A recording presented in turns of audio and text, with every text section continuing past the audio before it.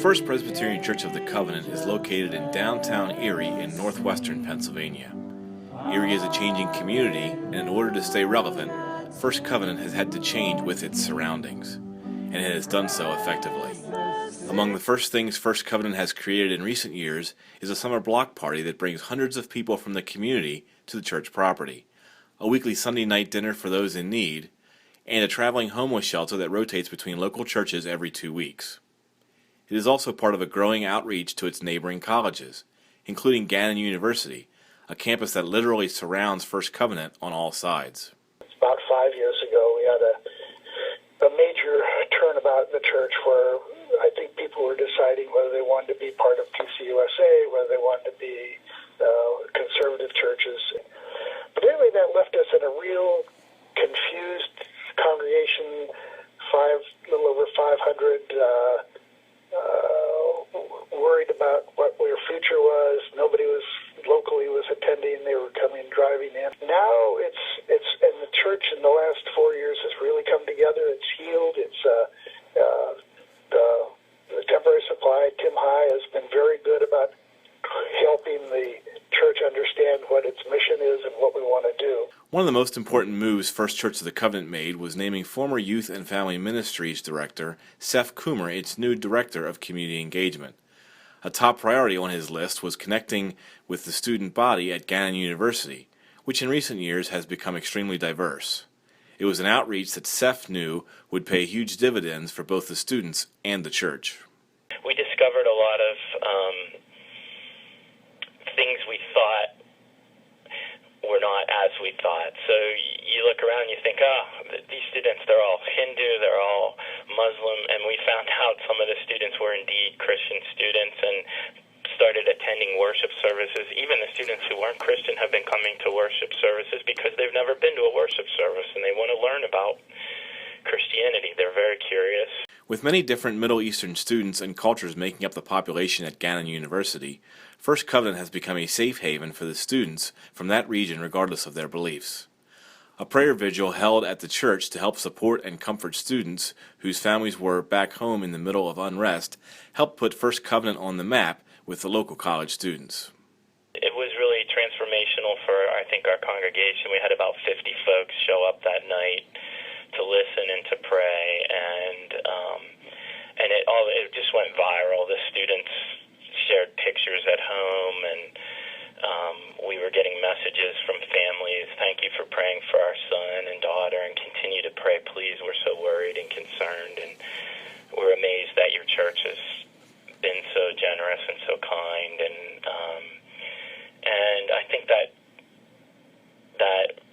personal interaction just began to help us as a congregation realize we are in the middle of something here with students from around the world, and we do have an opportunity to engage and to share. That was really moving because over half the crowd was Muslim and half were people from our church.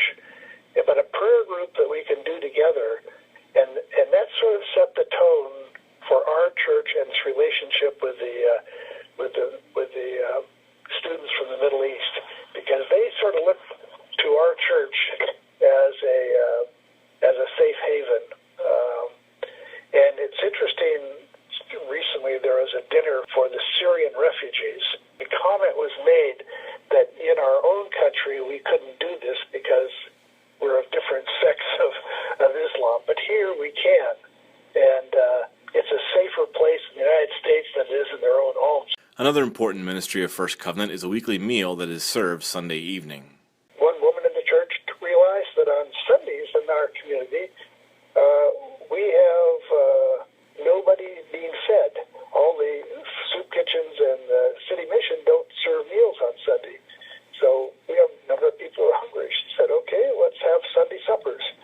So about 2 years ago, we developed the Sunday supper program. And it took off like crazy.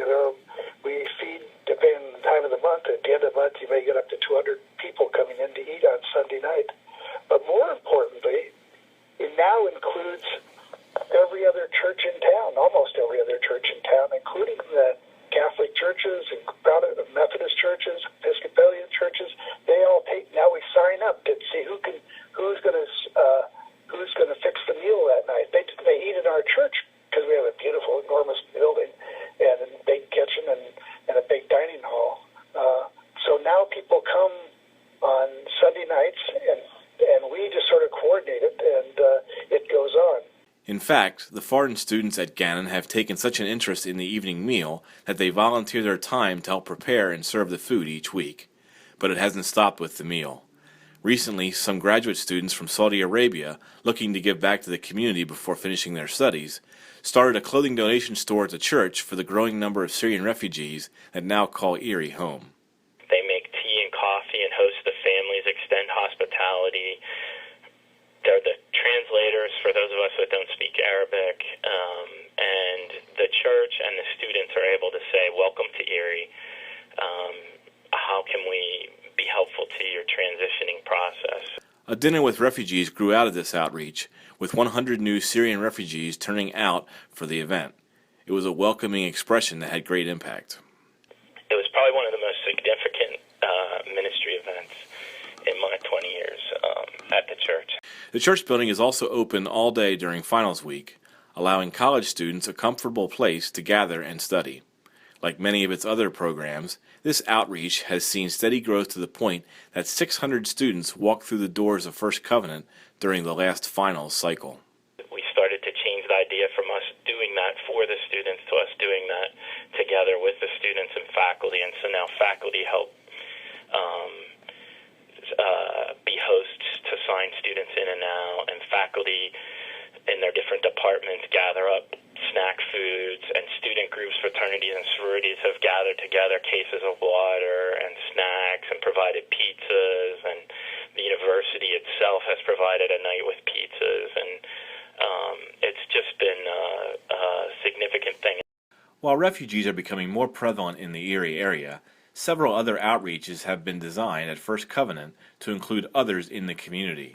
A Sunday afternoon tea was created to provide a space for female international students to interact with the women from the church, and a tutoring program was started for foreign students to practice their English-speaking skills. There's also a Thank God It's Frank's, or TGIF, Fridays at the church when hot dogs, veggie burgers, and bottled water are given out to students passing by. The church building is being used more, and we're getting more and more of our congregation involved with doing things. I mean, doing with people, not for people so much as with people. And that's been a good change. Undoubtedly, the highest profile thing First Covenant does throughout the year is its annual block party, which takes place in the fall and has grown to where it now brings hundreds of people to the church parking lot for food and games. Neighborhoods invited.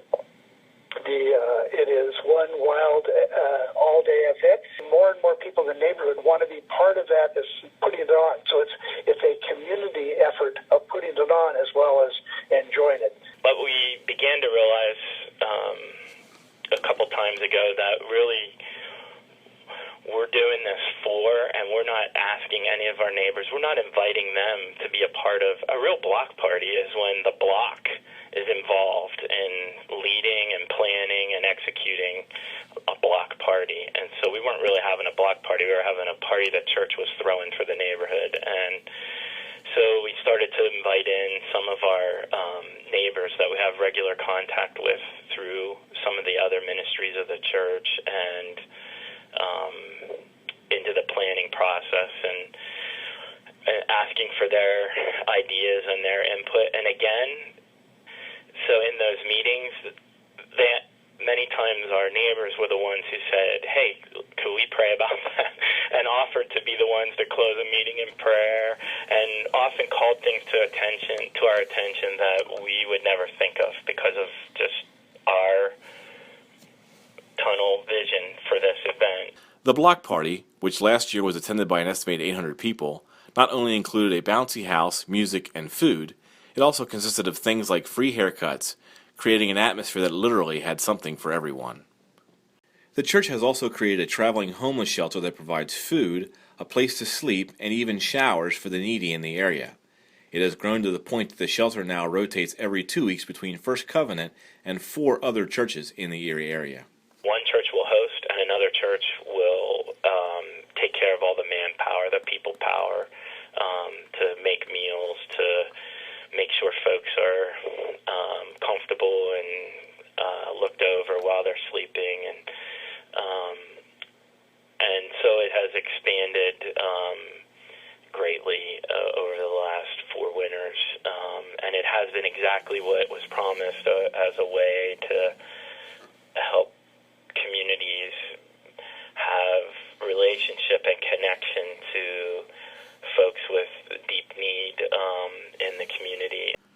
First Covenant can also be seen handing out coffee, hot chocolate, and sticky buns on cold winter mornings outside the church, reaching out to not only people who are walking to work, but also the many Gannon University students who pass by the church. We're right here, and we're right here in the middle of your day, so we want to be just to say hello. And that's been very well received, and it's one of those just nice things that they've done. By opening up their church to the community and the nearby college students, the First Covenant congregation has not only brought new energy and hope to those who they have touched, but also to themselves. The relationship with the international students has been an amazing thing. God somehow changes us when we engage others and helps us see things about God that we don't realize, helps us see things about the world that we don't realize, helps us see things about the different needs that people have and the things that we share in common, and it's really been transformational. We see our building as a beautiful cathedral church, but it's also part of our new look at how we see our mission in the community as to use our building not just for Sunday worship, but for 7 days a week outreach to our neighbors around us. The most significant way that I've seen God at work in this is I've seen members of the congregation find a new purpose in ministry and in sharing the gospel and in living out their faith that they have not necessarily experienced